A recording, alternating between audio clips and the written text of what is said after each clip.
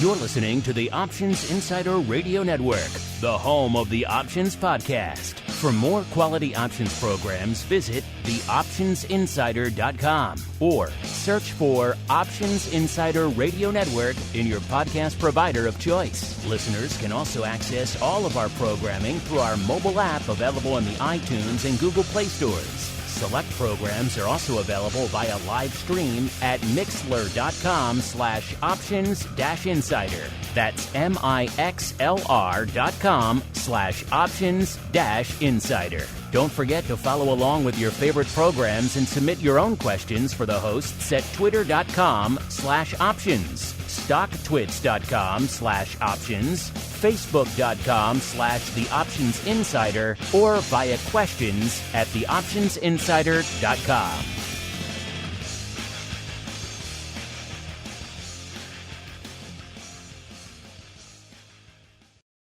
Gold, crude oil, corn, soybeans, and more.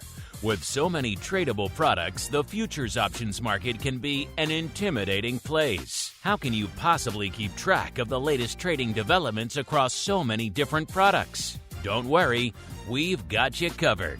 Welcome to This Week in Futures Options, the program designed to help active futures options traders stay on top of this ever-changing marketplace. Each week, we'll break down the top trades, hot products, volatility explosions, and much more. This Week in Futures Options streams live, so be sure to check out our live stream via the Mixlr app. That's MIXLR. Or join our live chat room at mixlr.com/options-insider. Whether you're an experienced veteran or a newcomer looking to separate the wheat from the lean hogs, This Week in Futures Options has the information you can't find anywhere else.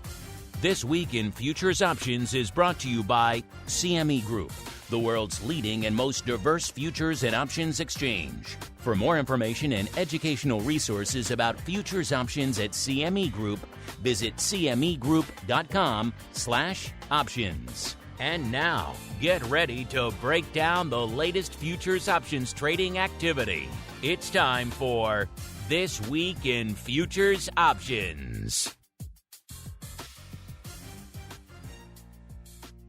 All right, everybody. That music means it is time once again on the old network to break down some futures options action. Yes, it is time once again for TWIFO, This Week in Futures Options, a program where the name pretty much says it all. We're going to break down the week that was, and indeed still is, from a futures options trading perspective. Everything that's lighting up the tape over there at CME Group this week. My name, of course, Mark Longo from the THE optionsinsider.com, as well as from the network upon which so many of you are just binging these days. Hope you're having a great trading week. Man, it's been a tumultuous one.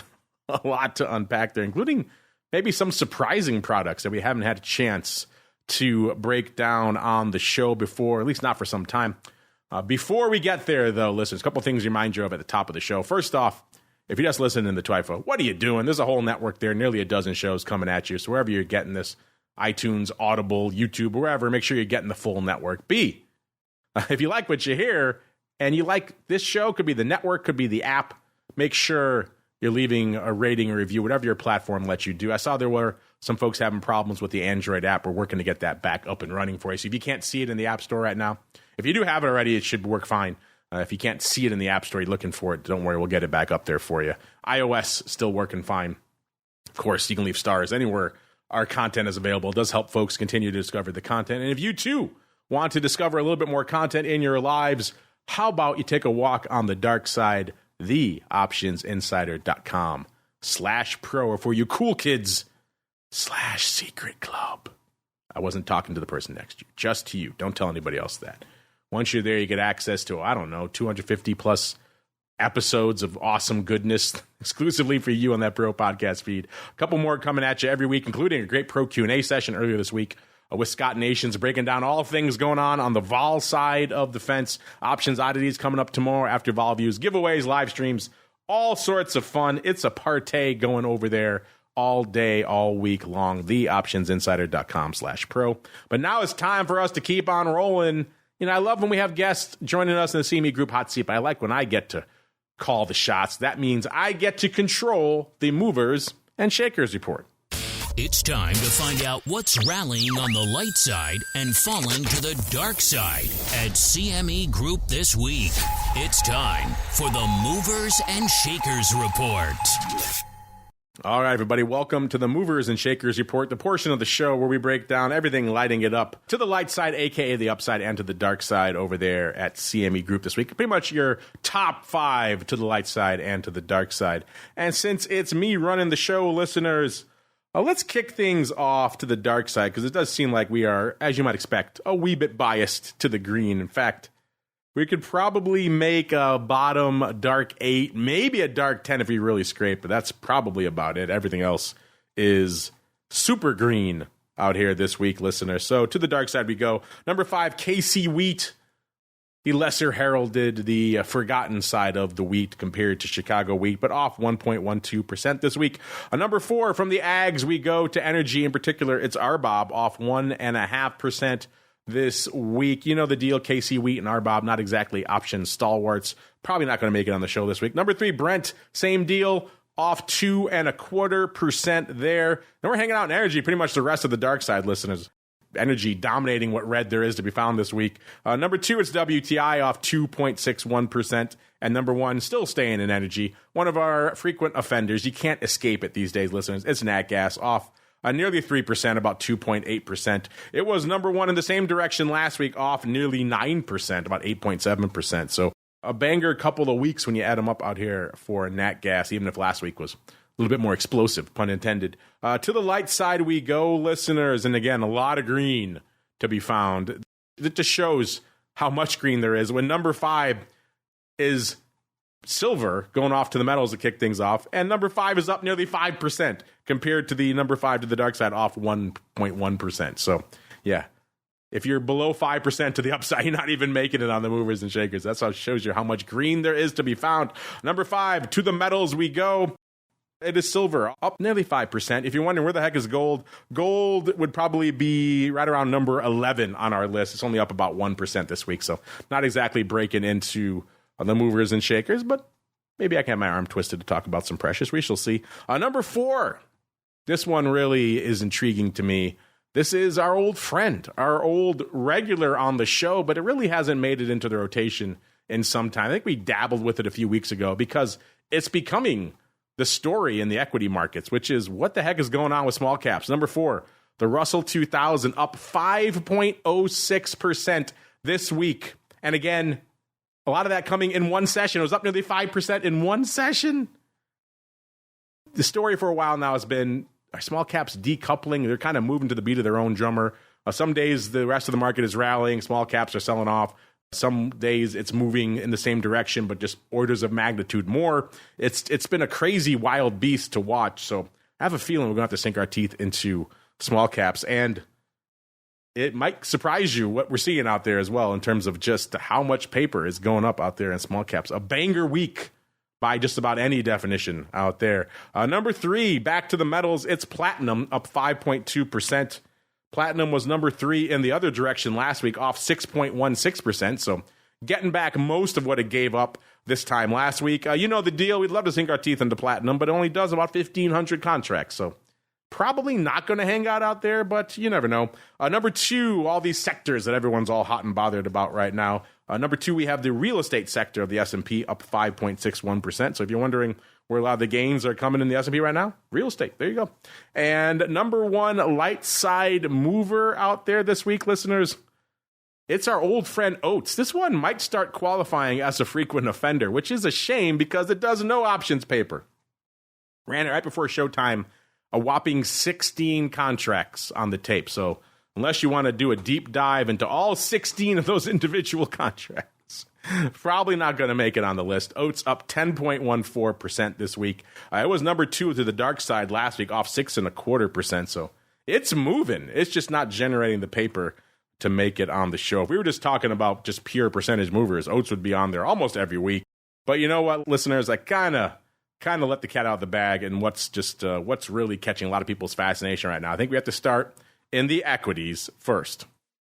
It's time to explore the volatility swings, skew changes, and hot options trades in your favorite indices. It's time to talk equities.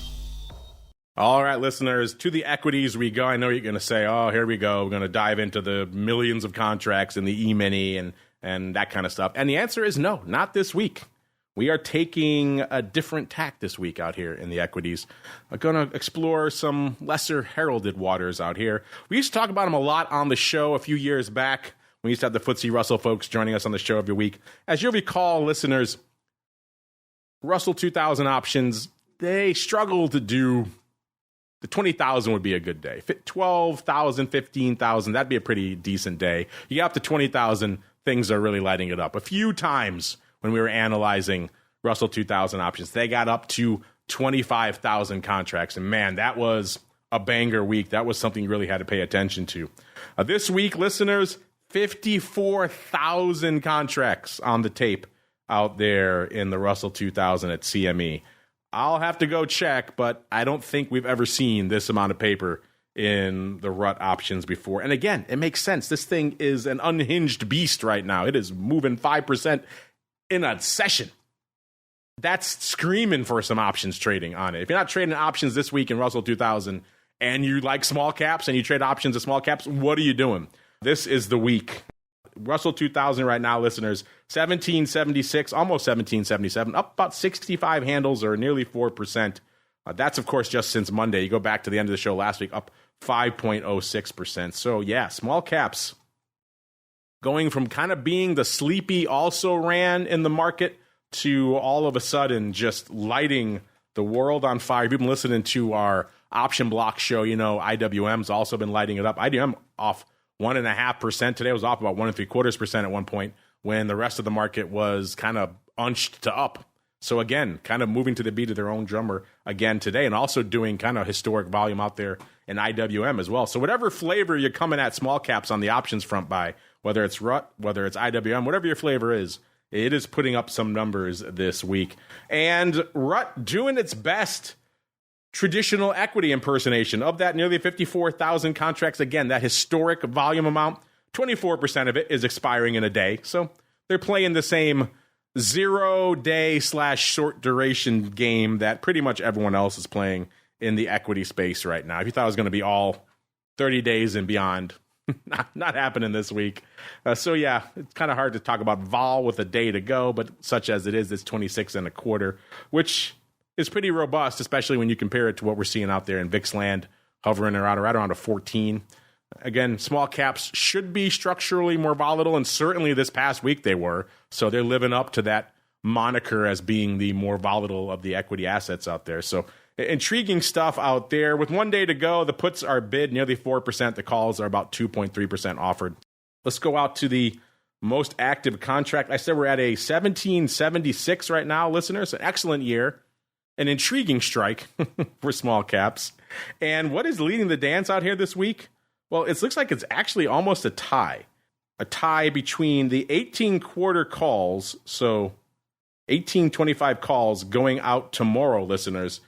These are trading pretty fast and furious. Nothing on Monday, which is interesting. Then they kind of started ramping up. Then we started seeing the big moving days this week, and RUT options started following suit. We saw 520 go up. These calls go up on Tuesday, all opening. Almost 700 on Wednesday, mostly closing. So some folks maybe getting a little bit effervescent, a little bit optimistic on Tuesday, and then taking them off on Wednesday. And coming in today, we saw over 1,000, almost 1,100 have traded now. That's on an OI of just 370. So clearly opening paper today. Again, on the 18-quarter calls. These are going out tomorrow. Are we going to rally another 50 handles to threaten that strike by tomorrow? We've moved 65 handles this week. That seems like a lot, but hey, small caps, if any index can do it, small caps is the one this week, listeners. So my goodness, 18-quarter calls going out tomorrow. I did not have that on my bingo card, but that's why we've crunched the numbers out here, listeners, because we have to see what's lighting it up. And then right behind it, we have the 1775 calls. They were trading pretty actively all week, with the exception of today, weirdly. It was trading similar paper to the 18 quarters on Tuesday, about 630 going up on Tuesday, mostly opening. So maybe there was a 1775 18-quarter vertical. I could see that happening a lot more than just a straight up 18 quarters. And then they were also closing on Wednesday. So maybe someone put on that 50 handle vertical roughly 500 times and then took it off the next day. That could certainly be what's going on here. That doesn't account for the over 1,000 of the 18 quarters that are going up today, though. This apropos of nothing, it seems like. So that is kind of interesting in and of itself. So, yeah, could be a vertical trading earlier in the week, and then today someone is taking a crazy flyer on the 18 quarters. Are they overriding them? Are they buying the heck out of them, thinking we got a 50 handle pop coming in small caps? We'll find out tomorrow, listeners, which side of that trade was right. Right now, I'd much rather be selling those, but hey, crazier things have happened. Then I said it was kind of a battle, and it often is with small caps. Again, it's a lighter volume product, so it's not all going to be in the 0-day palooza that, you know, the E-mini and everything else is out there in the S&P. And that is the case right now with the 1,900 calls expiring in December, so about 22 days from now, actually taking the number one spot. They did 2,564 contracts. And again, it looks like it's a vertical, but this time a much tighter one. It's the DEES 1880 1900 vertical. Someone put that on 2,500 times on Tuesday. So obviously 5,000 contracts total, opening on both. So there was no roll from the 1880s or anything like that. It would be a weird time to roll your 1880s. But then again, it's also weird to trade the 18 quarters with a day to go. So who am I to judge? And then the rest of the week, pretty much nothing. So it was all concentrated in that 20 handle vertical going up on Tuesday. You like that, listeners? 1880, 1900 by DEES expiration. And which way would you rather have? Would you rather buy that or would you rather sell that? I'll have to look in the blocks later, see if I can find exactly what price that went up for. But you like that as a cheap flyer to the upside? Would you overwrite that? I mean, you're not getting a ton for that, I don't think, if you're going to overwrite that. So intriguing stuff. Let's see what's cooking out there in the DEES expiration cycle. A little bit more room to run out there. The vol there, about 18 and a third, up about a third of a point. So again, a little over 4 points juicier than VIX, which again makes sense. Look at the vol we're seeing out here right now. Everyone always says small caps structurally more volatile than large caps, but we are seeing it literally playing out before our eyes this week. So if you were a doubter on small cap vol, you're like, I don't think it really is more volatile than large caps. Behold the last couple of weeks and tell me if you don't believe that. In terms of skew, the puts last week were about 4.25% bid. This week, nearly 8% bid. So the puts getting juicy. The calls last week, almost flat, about 1% cheap. This week, 5.5% cheap. So the calls getting cheaper, puts getting juicier. Intriguing out there. Not quite the juiciest, though. You got to go out a little ways to find the juiciest puts. And those are all the way out in the June expiration cycle of next year. Both June and September, the puts are 13.5% bid. So not quite 2x what we're seeing in December, but pretty close to it. So if you want a little bit more juice for your puts to the downside, if you can sell them, if you can stomach selling a longer term put in the small caps, they're paying you for it out there. But yeah, that's intriguing. Again, those are the 25 delta puts, listeners.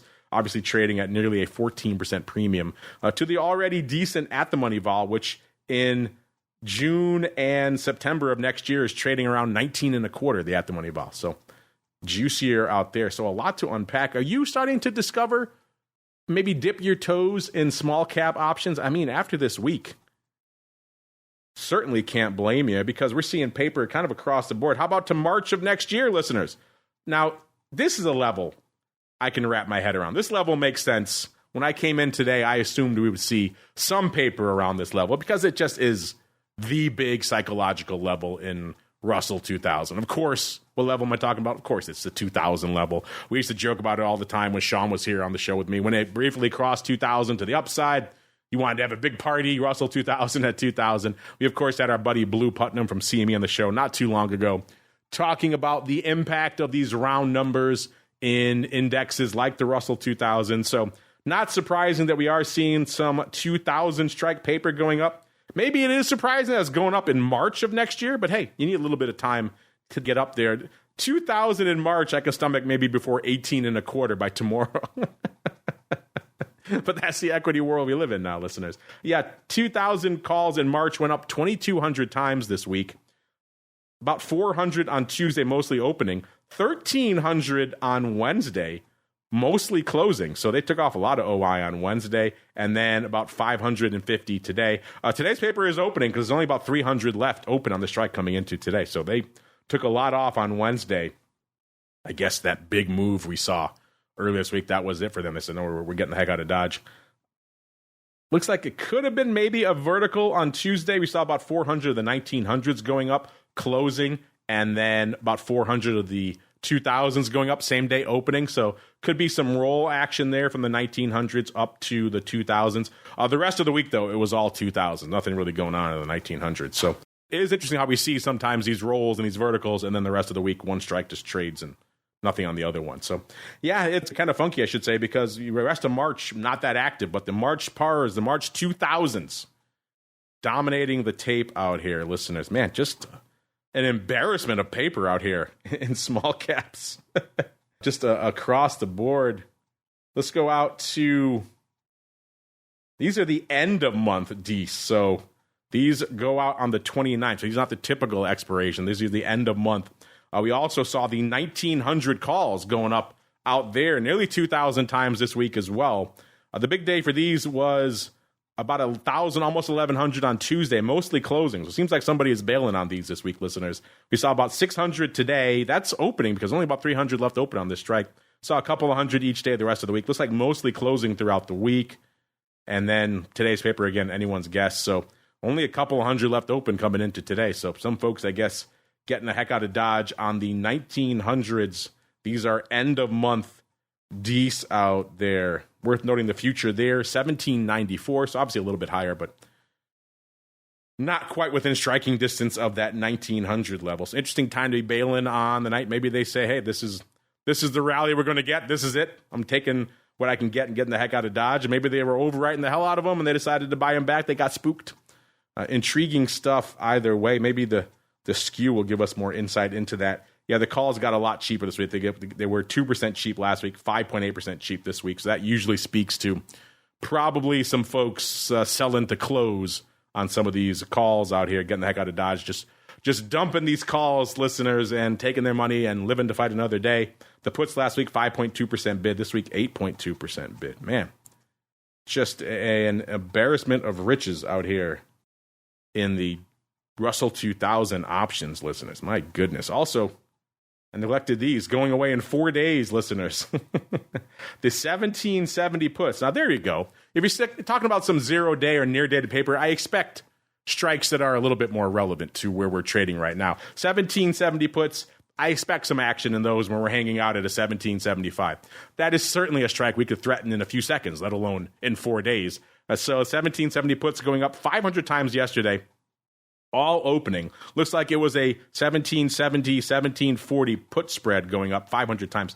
People love their 500 lot verticals in the RUT options for whatever reason. We see a lot of those going up. Looks like on Wednesday we also saw the 18.5, 1860 call spread going up 500 times, opening on both sides there. So 500 lot verticals is the trade of the week. It has been the trade for a while, actually, out there in small caps. And then again, weirdly enough, we saw that vertical trading opening on both. So no rolling of the 1770 puts down to 1740 or anything like that. And then after that, today, we saw almost 1,300 of the 1770 puts going up by themselves against OI of just 500. So clearly opening paper. So 500 of the vertical going up on Wednesday. And then today, I guess just for fun, almost 1,300 of the 1770 puts by themselves. That's a pattern we've seen a few times here now. Big verticals going up, either a roll or just straight opening, and then later on in the week, one leg of that vertical, the meteor leg usually, doing a lot of paper by itself. So intriguing trading patterns afoot. But again, it's a very intriguing product. Man, we could sink our teeth into a lot of small caps. I have a feeling, listeners, given the way small caps are acting right now, this is not the last time you and I are going to have a chat about all things Russell options. So again, pick your poison. If the RUT option's a little bit too intimidating for you, IWM is out there. Whatever you like to play small caps with, if you were maybe not paying attention to this index before, now might be the time to start paying attention. As we keep on rolling with the show, listener, as we can't ignore this sector either, we got to go out to a little bit of the old energy. It's time to tap into the deep options well of black gold, Texas tea, nat gas, and more. It's time to talk energy. All right, listeners, 20 minutes just on small caps. Who'd have thunk it? But that's where we are in the market right now. You know where to go to find Nat Gas at this point, listeners. It seems like it's on the show almost every week. Go into the cmegroup.com/TWIFO. Get into that drop down, pop out of equity indexes, get out of small caps. I know it's hard. Pull your attention away for a second. Go up one slot to the energy asset class. Then in product family, we're going to hang out in Nat Gas first. Nat Gas been flirting with this 3 handle for a while, continues to do that this week. 306 is where it's hanging out right now.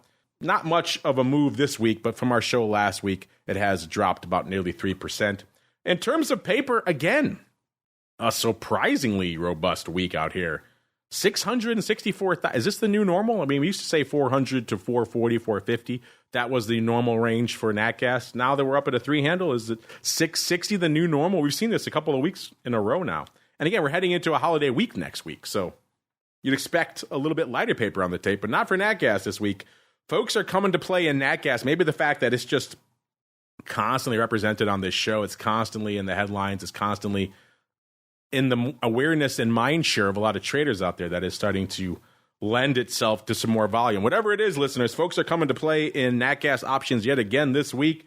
The big dog of that, 664,000 contracts, nearly 40%, 39% going up in the front D's contract. It has about 11 days to go. Remember, no weeklies, no dailies, none of that stuff, no zero DTE out here in Nat Gas. You could argue maybe we're overdue for maybe some more short duration contracts, but right now all we have is monthly. So that front D's contract, it is effectively in a weekly range now. So you're getting some of that. Again, that one, 11 days to go. And in terms of vol, Nat Gas for a while has been kind of dominating what we're talking about here, even though crypto starting to get juicy, starting to get frothy again after flirting with the mid-20s from a vol perspective in Bitcoin and ETH, starting to get more respectable up into the mid to high 50s, if not the low 60s. So starting to get within striking distance of Nat Gas. But right now, Nat Gas still ruling the roost at about a 68.20, up about 2.5 handles in that front D's contract. Skew-wise, kind of a mixed bag. Last week, the puts were 2.3% bid. The calls about 3%. The puts were 2.3% offered. The calls were 2.8% bid. So a bit of a slight bias to the calls. This week, kind of a dealer's choice. Calls about 1% bid. The puts, I should say, about 2% offered. So not a huge skew evolution. Not a huge skew bias right now, actually. It seems like, at least for this D cycle, folks are very happy to just see Nat Gas vacillate around the 3 strike, which is pretty much where we are and where we have been. In terms of the most active contract, though, that gets a little bit more enticing. That goes up to the 3 half calls. So not the 3 calls that you might expect, not the 3 puts that you might expect. It was the 3 half calls expiring in about 11 days, leading the dance this week with 35, almost 36,000 contracts, and getting more active every day this week, pretty much. About 8,000 on Monday, about 8,000 on Tuesday as well. Wednesday, 9,000. Today, almost 11,000 contracts on the tape. So these 3 half calls doing more paper with pretty much every day this week, also all opening. So a ton of paper going up to open this week on the 3 half calls. Again, today about 11,000 contracts, and the OI about nearly 25,000. So it's anyone's guess what the heck they were up to with the 3 half calls today, but clearly a lot of paper. Then right behind it, listeners, we have the 4 calls. So if 3 half strike in 11 days doesn't seem too outlandish, too optimistic for you, then allow me to present the 4 calls going up 26,600 times this week. Again, very active all week long. Again, the big day was Wednesday, almost exactly the same amount of paper on Wednesday. 9,043 of the 3 halves and 9,041 of the 4s. So has the whip of maybe a vertical out there, listeners. You don't see them line up that nicely too often. The 4 calls traded 6,600 times on Monday, 5,500 times on Tuesday. As I said, 9,041 times on Wednesday, 5,400 times today. 25,000 contracts open here as well. Very similar OI to the 3 halves, even though they traded a little bit different throughout the week. So again, not surprised to see some vertical action there. I certainly like buying the 3 half 4 vertical with 11 days to go better than I like just buying the 3 halves or the 4s outright over the next few days. But then again, Nat Gas, crazy. You never know what's going to pop off in that region over the course of the next 11 days. Putin could go crazy again. Something else could go crazy. We can get some crazy weather. Either way, that could certainly drive us back. 3 half. that seems like it might be a bridge too far. But then again, we've seen crazier things out there. Would you rather overwrite the 3/2s here or buy them? Listen, would you rather be buying that 3/2-4 vertical or selling it? I'm curious. Hit us up with your thoughts on it. Do you think NatGas can make that big of a move in just 11 days? It is NatGas. It is one of our frequent offenders. If anything could do it, this is certainly the product here on the show. So maybe we can put small caps in that category now as well. But intriguing stuff out here. And then right behind it, we had the 3 puts. Now, this is more along the lines of what I expected. They went up 25, almost 26,000 times today. The big day was Wednesday, 10,300 on Wednesday, 4,000 and change each Monday and Tuesday, closing both of those days, and then opening today, opening on Wednesday, then 6,500 going up today. Worth noting, there's about 32,000 open on this strike, so anyone's guess what today's paper was. That's a lot of paper, but again, that's the 3 puts. I expect those to be kind of leading the dance out here this week, and they were not. They were only number 3, and they're right behind it. 3 puts, not doing it for you. How about the 2 3/4 puts going up about 25,000 times? Actually, only about 133 contracts difference between the 3 puts and the 2 3/4 puts this week. So neck and neck paper. Looks like closing all week long, though, on the 2 3/4 puts. So maybe some folks dumping those out, rolling them up to the 3 handle, maybe. Seems like a little bit late to be doing that, but we've seen crazier things. And then 9,100 of the 2 3/4 puts going up today against open interest of about 24,000. None of it lines up that well for verticals, with the exception of maybe Monday. 3,500 of the 2 3/4 puts going up versus about 4,100 of the 3 puts that day. So maybe some vertical action, but I wouldn't be surprised to see some in there. But intriguing stuff nonetheless out here.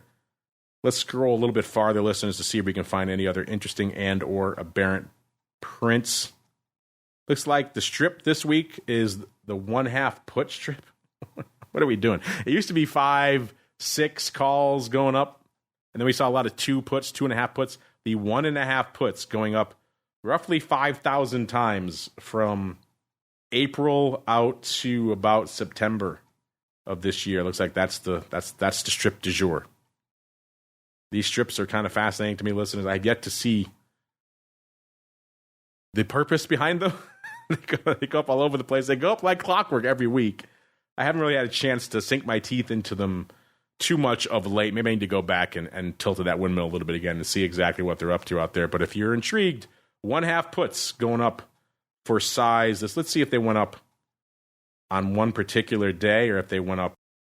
The past is prologue. They kind of usually go up throughout the week and not just in one session. Yeah, that's the case. They went up 2,000 times on Wednesday, 2,700 times today, and about 250 times on Tuesday. So again, not even doing it all in one hit. They scatter it throughout the week. So it's a very clear intention behind it. I'm yet to determine what that is, but if you have theories, listeners, hit us up. Let us know. 3 puts also going up this week out in October, leading the dance with about 14, almost 15,000 contracts. So pretty active out there as well. So again, I expected more action on the 3 strike than we're actually seeing this week. But again, that's why we crunch the numbers, listeners. 14,000 of these going up this week. The big day today, 7,500 today. So over half going up today. 5,700 yesterday, mostly opening there. And then 800 on Monday, a couple hundred on Tuesday. It's like slightly closing on Monday, opening on Tuesday. Today's paper, we don't know. Obviously, there's 13,000 and change open on this strike, so they could be closing today as well. Yeah, interesting stuff. Again, that's why we crunch the numbers here, listeners, because you never know. Did you have 3/2 calls going out in 11 days on your bingo card? I did not, but that's why we crunch the numbers. 3/2s and 4s trading actively with 11 days to go. Interesting. We're going to head for another much higher nat gas regime in the span of a couple of weeks. I guess we'll find out here, listeners, as we keep on rolling. Let's keep it in the energy complex because, again, they are dominating our dark side this week, and also because, quite simply, they are also dominating, I know for a lot of you out there, the mind share out there. You see it.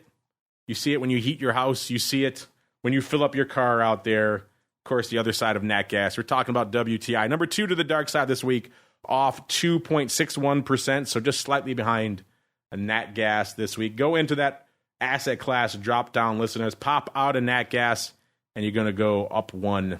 Actually, you're going to go up 2 to crude oil, then choose WTI, and we're off to the races.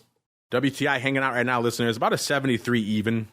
off a little over 4 handles, about 408, about 5.25%. So obviously a rough week since Monday. If you go back to the end of our show last week, which remember was at a weird time because we had our special guest Blue. So it was an earlier show last week. So our week-on-week analysis is a little bit funky this week, but we're off about 2.61%. So intriguing stuff out there. In terms of action, a decently active week. Again, heading into a holiday week, you would expect maybe volume to be a little bit light, but 474,000 contracts on the tape in WTI this week. So interesting stuff. And of that, 44.6% going up in the Jan contract. It has about 28 days to go. So for all this fixation on 0 days, and there's a contract going out in less than a day, listeners. So you can do that 0-day fun if you really want out here. But no, folks are focusing on the 28-day contract. That's future hanging out again, 73.07. The vol right now in WTI is starting to look a little bit frothier, a little bit more respectable. 41.30, up nearly 4 points, about 380 on the week. So energy, one of the few bastions of volatility over there at CME right now.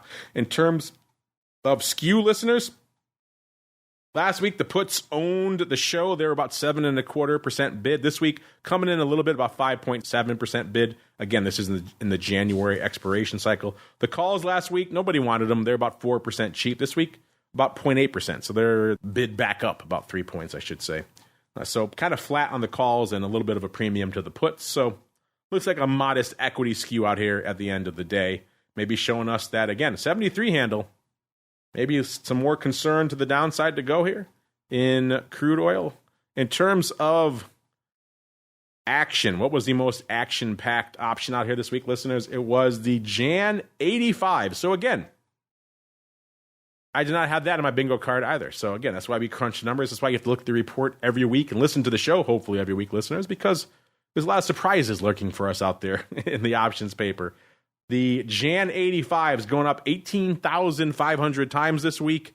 The big day today, 8,600 today. So today a pretty hot day for the energy complex. Nat gas and WTI options putting up some numbers today.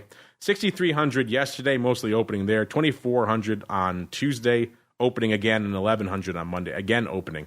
Today's paper, 8,600. That's against OI of about 16,000. So again, they could be potentially closing there as well. But 85 calls opening for size in January this week.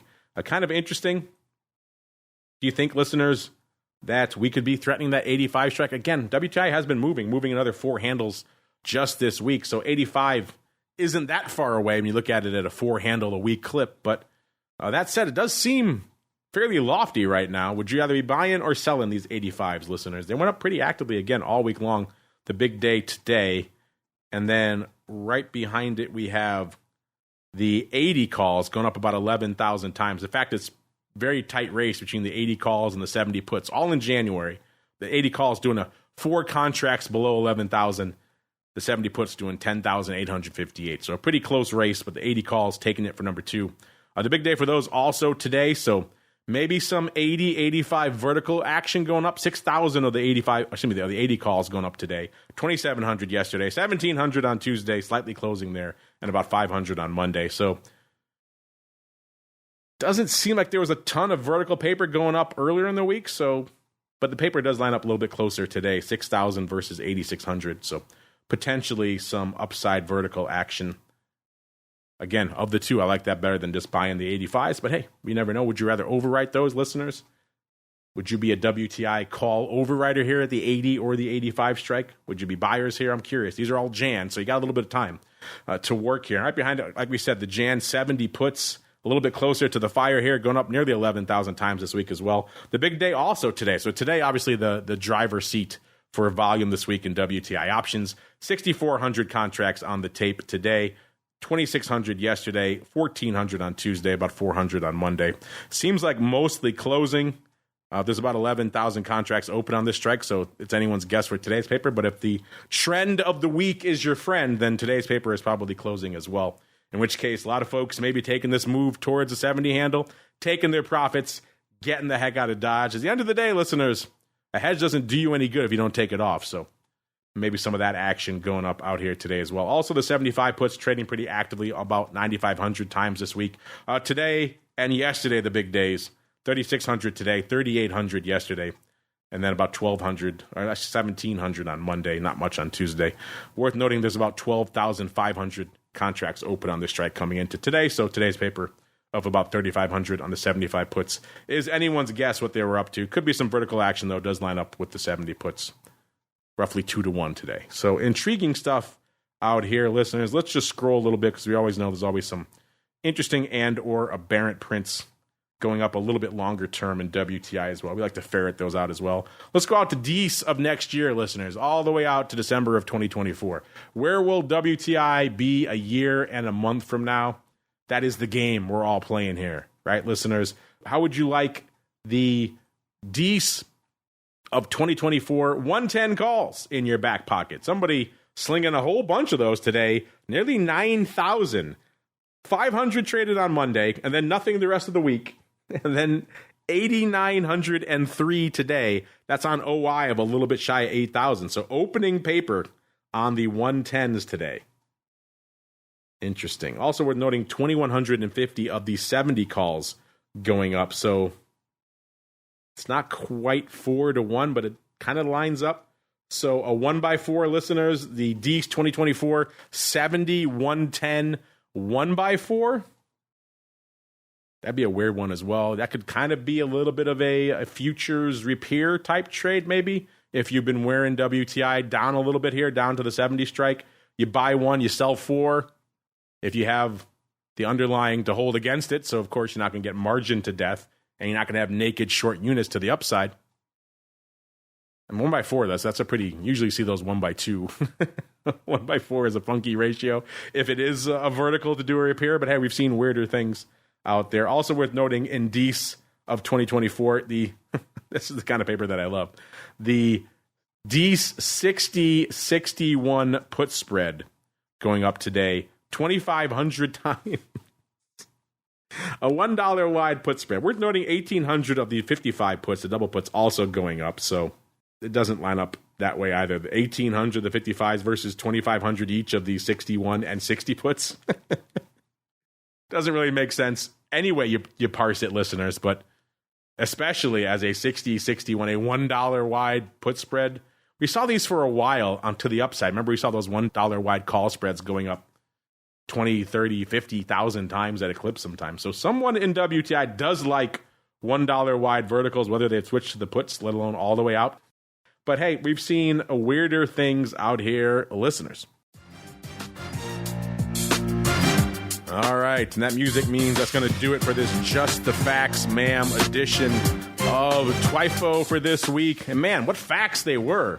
Fascinating stuff afoot out here. Small caps, we could probably done the whole show just on what the heck is going on in small caps. If ever there was a time, listeners, you want to start paying attention maybe to a little bit of small cap action, now might be the time out there. Also, always fascinating stuff to be found out there in the energy complex as well. Thank you for joining us this week on TWIFO. Remember, check out CMEGroup.com/TWIFO, TWIFO, if you want to see these reports for yourselves. Good news for you, they will be running next week on Thanksgiving, so if you get tired of your family, you want to take a break from the bickering at the table, you want to go check out some TWIFO reports, they'll be there for you. Won't be much paper to parse because it'll be a shortened holiday week. Also worth noting, no TWIFO next week, obviously, because, of course, it is Thanksgiving. No paper. Everyone's going to be talking to the family. We're not going to be doing a show. We're not monsters. Not going to make you listen and leave your family. So no TWIFO next week, but we're back again in 2 weeks. Of course, in the meantime, you can check out all the other content we have going up on the network. And then, of course, if you want to take a journey to the dark side, only one place to go, theoptionsinsider.com/pro, the place to go to get your hands on all that fun pro goodness. That's going to do it for us for this week, and we're back again in 2 weeks. Another episode of This Week in Futures Options. Stay safe out there, everybody. This Week in Futures Options is brought to you by CME Group, the world's leading and most diverse futures and options exchange. CME Group's markets help individuals and businesses around the world manage risks and seize opportunities. CME Group offers the deepest and most liquid options on futures across all asset classes, including interest rates, equity indexes, foreign exchange, energy, agriculture, and metals. For more information and educational resources about futures options at CME Group, visit cmegroup.com/options. This broadcast is intended for informational and educational purposes only and does not constitute trading advice or the solicitation of purchases or sale of any futures or options. The rulebook of the applicable exchange should be consulted as the authoritative source on all current contract specifications.